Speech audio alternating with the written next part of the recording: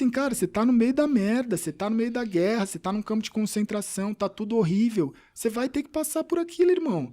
Não tem nada que você vai fazer que não vai te fazer passar por aquilo.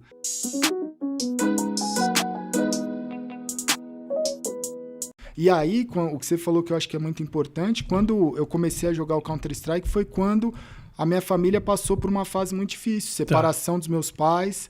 O meu pai, a empresa do meu pai estava quebrando. Então, a gente começou muito de baixo. Eu nasci na Vila Formosa, Zona Leste é um lugar onde, cara, tem de tudo, né? A Zona Leste tem as pessoas que estão ali batalhando, tem pessoas que já estão um pouco melhor de vida, que conseguiram alguma coisa e continuam na Zona Leste, vai ali para Anália Franco, Tatuapé. Então a gente era da Vila Formosa, aí meu pai tinha um negócio dele, começou a ir muito bem, ele ganhou bastante dinheiro, mas não sabia muito fazer a gestão desse dinheiro. Que era o quê? Negócio do quê? De produtos de papelaria. Tá. Ele inventou o papel de carta. Não sei aquela época, sabe que tinha papel de carta que apareceu na Xuxa? Quando apareceu na Xuxa, a Xuxa leu, papéis de carta Cartilge. Era a empresa dele, aí estourou. E aí foi passando um tempo, as coisas acabaram dando errado e aí foi isso que você falou. Da família, as coisas dentro de casa estarem muito destruídas e muita briga, e o Counter-Strike ele me tirou de tudo, assim, cara. Era um lugar de conforto. É o meu irmão mais novo, porque ele me deu tudo. E quando eu mais precisava de alguém, um lugar onde eu falava assim, caramba, velho, eu preciso me desconectar, mas não é que você quer se alienar. Ali no jogo, eu encontrava a relação com amigos que eu estava fazendo, eu encontrava uma forma de eu me desconectar com as coisas ruins que não era para eu sentir, né? Quando você tem pais que estão brigando ali com uma relação, às vezes você tá na pré-adolescência. No fundo não tem a ver com você, Não tem né? a ver com você, né? Então eu acho que o Counter-Strike, logo de cara, ele me deu isso, e um diferencial que foi muito grande é que como tudo isso acontecia em casa, eu tinha que, de alguma forma, me desconectar de um ambiente que estava ali próximo e me concentrar no jogo. E mais pra frente eu fui descobrir que isso foi um super diferencial quando eu comecei a competir. Porque muita gente sente, né? Você não sente a pressão da torcida? Eu falo, mano, pra quem veio de onde eu vim, velho, isso aí não é pressão nenhuma, cara. O mais fácil é eu me desconectar. Tá ligado? E tá ali focado na partida. A vida te pressiona mais do que o virtual. Então, isso que você falou, assim, de normalmente a pessoa ela tá saindo, né? Pode falar assim, fugindo de alguma coisa. Eu acho que às vezes é essa relação da pessoa, ela tá querendo algo diferente. Ela não quer estar ali onde muitas vezes ela é obrigada a estar. Mas que ela não precisaria estar, né? Como que... Eu assisti um pouco das tuas conversas com a galera do Flow lá e tal, e você tem um relacionamento muito honesto, você é um cara muito sincerão, assim, isso é um negócio muito legal. E eu acho que o teu público saca isso, né, cara? Tem um relacionamento que eu vejo, tava olhando algumas lives tuas gravadas, assim e tal, que é um relacionamento muito sincero com aquela galera que te segue. Você de vez em quando não se sente um pouco exposto, ou isso realmente te preenche, assim? Eu tenho a tranquilidade de saber que é algo que quando eu comecei a fazer live, eu olhei, era o pior momento da minha vida, literalmente. E quando eu comecei a fazer, eu já estava passando pelo tratamento de depressão, já estava ali no momento onde eu sabia, porque tem muita gente que procura e fala assim, eu quero fazer live, eu tô mal, tal. Eu falo, cara, quando eu comecei a fazer live, eu já estava sendo, né, uma pessoa, já tinha sido clinicada, eu já estava medicado, eu estava passando pelo processo de você se curar, né, e usei como forma de terapia. Quando eu liguei Te ajudou, não era o remédio. Não era o remédio, era uma terapia, era uma forma de terapia para eu estar com pessoas. Porque quando você entra em depressão, você quer se isolar. Quando você entra em depressão e você tem pessoas ao seu redor, cara, vira uma zona de conforto. Não tem como falar que não. Se você tiver com a casa, se você tiver com a comida, se você puder ficar no quarto o dia inteiro, você fica no quarto o dia inteiro e você não sai dali. No meu caso, eu tava sozinho. Então era um negócio de tipo assim, se eu ficar deitado, amanhã eu não tenho onde dormir. Eu já não tenho muito o que comer. Se eu não for atrás do que comer, eu não vou ter nada absolutamente. Então, quando eu olhei aquilo, eu falei, eu preciso fazer coisas. Eu tentei pensar de uma maneira racional. Eu falei, eu preciso fazer coisas que vai doer, mas se eu não fizer isso, acabou. Então, eu falei, eu preciso seguir a terapia, porque é isso que salva, não sou eu que salvo, não é você, é médico, é remédio, é terapia, é os profissionais de saúde que salvam. Eu preciso seguir tudo que eles me passarem, eu preciso fazer exercício, porque eu falei, cara, o exercício é uma forma de eu tirar a raiva dentro de mim, a depressão é raiva acumulada. Então, se eu correr 5 km por dia, eu vou tirar uma raiva de mim muito grande. Quando eu vi, eu tava correndo 10, 12 quilômetros todo dia. E alimentação, porque é uma coisa que uma coisa junta a outra. Eu falei, se eu fizer os 3, eu vou estar bem. Quando eu olhei e falei assim, o que mais que eu posso fazer? Porque eu tô isolado. Eu tenho meu computador, eu tenho internet, eu conheço dos jogos, sei que esse mercado de streaming é algo que pode, né, já estava crescendo, mas eu acho que ainda está no começo, porque a internet, jogos, você está sempre no começo. Parece que sempre está bombando, mas sempre tem gente que não sabe o que é. Então você tem sempre gente nova para chegar.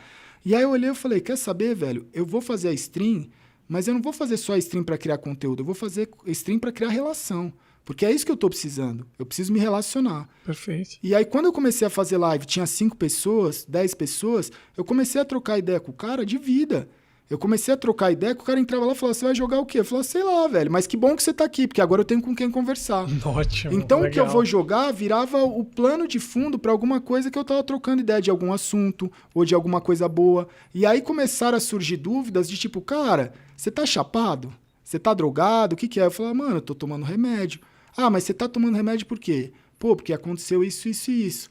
E aí, quando as pessoas começaram a olhar e falar assim, cara, mas por que você tá falando isso? Um streamer não fala isso. Aí eu falei assim, cara, a gente tá no meio da madrugada. Eu fazia live, começava às 8, madrugada inteira, até o horário que eu aguentava, até meio-dia, 11 horas. Eu não gostava muito dos todinho, que eu chamo a molecada. Dá meio-dia, eu falava, saída do colégio, não vou ficar aguentando os todinho no chat. Porque naquela época eu tava, né? Você também tá raivoso. Claro. E aí, no meio da madrugada, uns caras vinham com os papos e eu falava assim, mano, se eu não te contar a minha história, por que você vai me contar a sua? Sabe? Porque você tá fudido, eu tô fudido.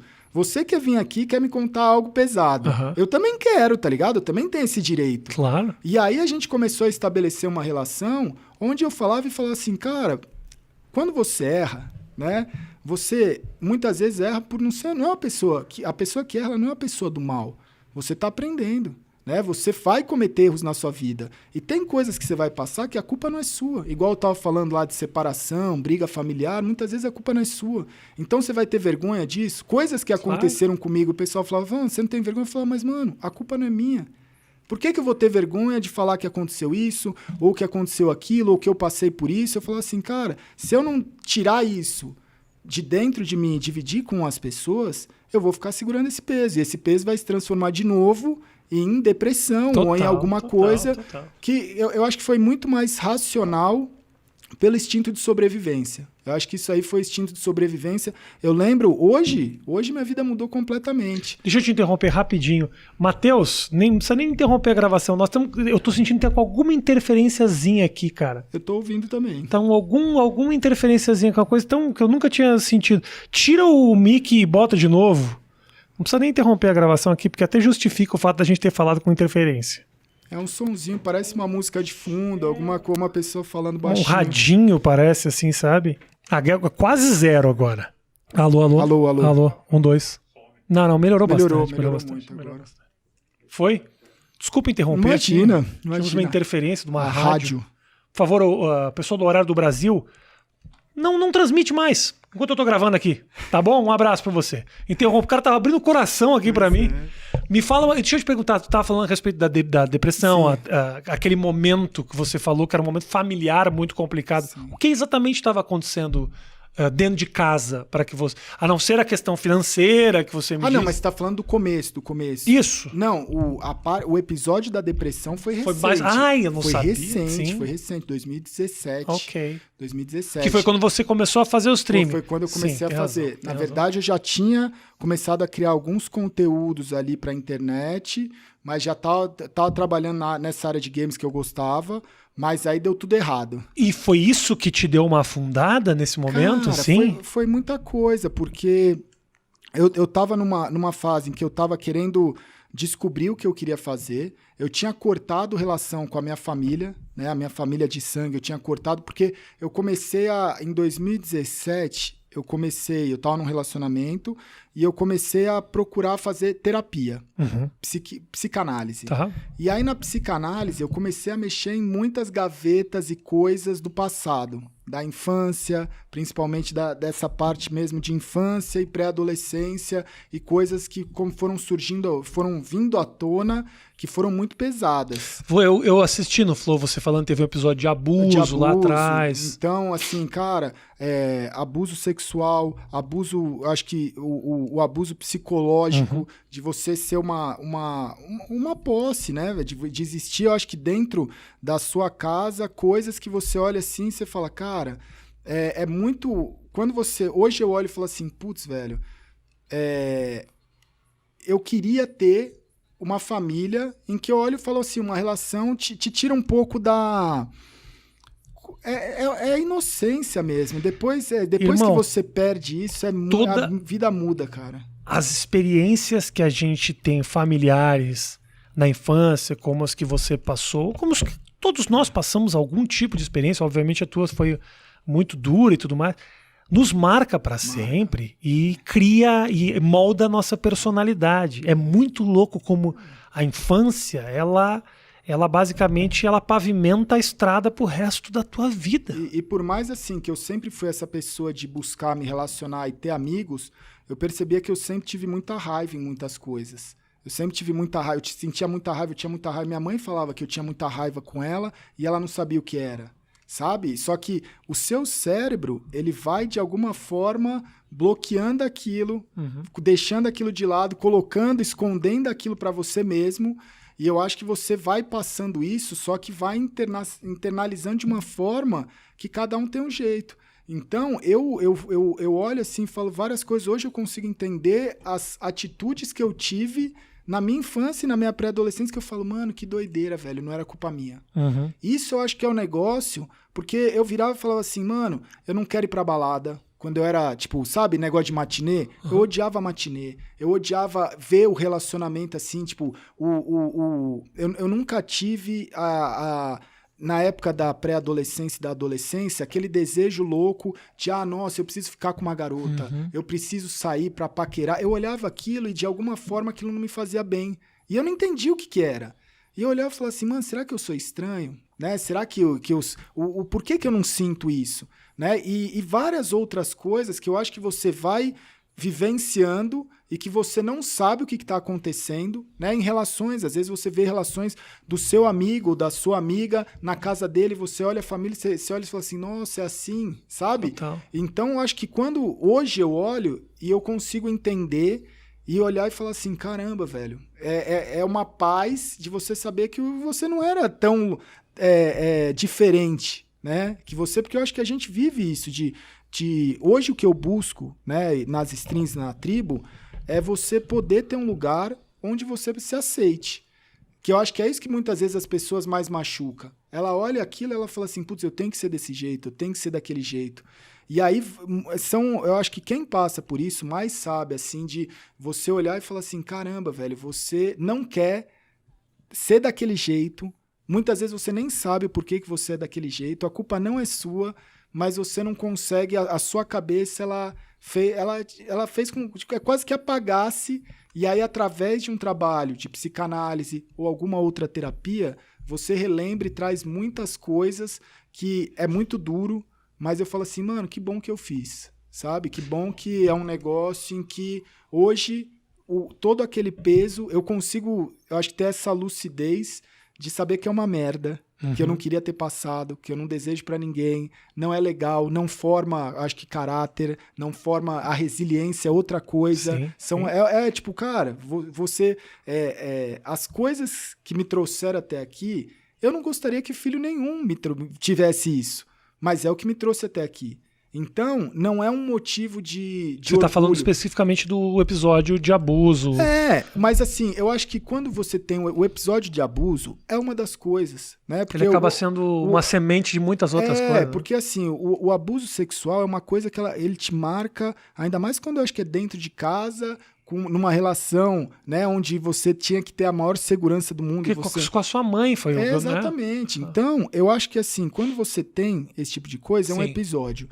Mas aí depois vem outra coisa de você, tipo, cara, você receber como se... É um golpe, né? De você dar o seu nome, que é o que você tem pro seu pai, não ter problema na empresa, e ele falir a empresa com o seu nome, você tem dívidas, né? Eu acho que são relações que você olha e fala assim, mano, que merda. Mas isso foi fazendo com que eu fosse criando um casco onde você fala assim, cara, eu vou sobreviver, eu vou ser uma pessoa que eu preciso lutar. Só que isso também te traz cicatrizes, isso também te traz marcas, isso te traz coisas que por mais que hoje a vida seja boa, eu acho que eu consigo tentar balancear ao máximo de olhar e falar assim, mano, que merda, né? Quando eu olho, eu falo assim, Deus, obrigado por tudo. Mas de vez em quando ainda te pega, de vez em quando ainda te... Pega, apesar de você ter conseguido direcionar essa energia de uma maneira muito produtiva e tudo mais, ainda você toma uns baques. Eu acho que é você ter a consciência de que você vem pra cá aprender alguma coisa. Se é isso que eu tenho que aprender, eu vou tentar levar da maneira melhor possível. E aí eu vou tentar ser grato, né? De virar e falar assim, cara, que bom que eu posso curtir coisas que hoje eu não poderia curtir, ou pode ser que em alguma outra vida eu não conseguia curtir. Claro. Então eu acho que você não consegue olhar e dar o valor quando você não sabe o quanto aquilo vale. Né? Então eu acho que assim, é aquilo que eu falo muitas vezes, eu falo, cara, você só dá valor ao seu pé quando você vira e chuta uma quina, ou você quebra o seu pé e você acorda e não consegue ir no banheiro. Exato. Você só sabe que você tem um dente quando o seu dente tá lá doendo tanto que você não consegue comer e fala, que merda, eu não consigo nem respirar de tanta dor de dente. Então, eu tento olhar e falar assim, cara, eu não vou olhar só as coisas ruins que aconteceram. Eu vou ser grato às coisas boas que estão acontecendo, mesmo que pareça que isso não é coisa boa, porque a pessoa, ela pega as coisas boas para ela e ela acha que aquilo ali é o que tem que acontecer, né? Tipo assim, eu tenho emprego. Eu não agradeço todo dia que eu tenho emprego, até eu ser demitido e pedir pelo amor de Deus para eu conseguir um emprego novo. Ué, e todos os dias que você estava empregado e você fica, né? Eu acho que... Os relacionamentos amorosos que faz um casamento, eu casei 13 anos. As pessoas, por que não deu certo? Meu irmão... Tem um filho, 13 anos de alegria, vou eu ficar também focando ou até mesmo quando acontece alguma coisa, sei lá, tem uma traição no casamento. Isso. Aí você fala, nossa, Deus me odeia porque ele colocou do meu lado uma parceira que me traiu. Mas você agradeceu a Deus todos os 13 anos, ou 15 anos, ou 10 anos, ou 5 anos que você teve do lado dela acordando e não tinha acontecido nada? É difícil pensar assim, é difícil, mas quando eu olhei e tento racionalmente olhar, porque quando deu a merda mesmo... Eu acho que a única forma que eu consegui foi olhar e ter um discernimento e falar assim, cara, se eu não for muito racional e se eu não fizer o que eu preciso fazer, como se fosse uma fase de videogame, você tá ali tentando. Se você não parar e falar assim, cara, eu preciso fazer isso, não adianta eu passar nervoso, não adianta, eu posso até estar nervoso, mas eu não posso, né, fazer deixar com que isso te derrube, né? Com que aquilo impacte. Eu posso estar com raiva, eu posso estar nervoso, eu posso estar, triste, mas aí eu olhei e tentei racionalmente falar assim, cara, eu vou fazer isso, o que precisa ser feito. E eu acho que eu sinto muita falta, assim, dessa época onde você é colocado numa situação de uma pressão tão grande porque eu gosto da pressão, eu gosto da competição. E aquele momento da minha vida foi um momento que eu virei e falei assim, cara, eu vou fazer isso, vai doer, mas eu vou tentar fazer isso da forma mais digna e da melhor forma possível. Então eu acho que isso daí eu consegui levar, que foi o que eu falei no Flow, tal da vida é bela.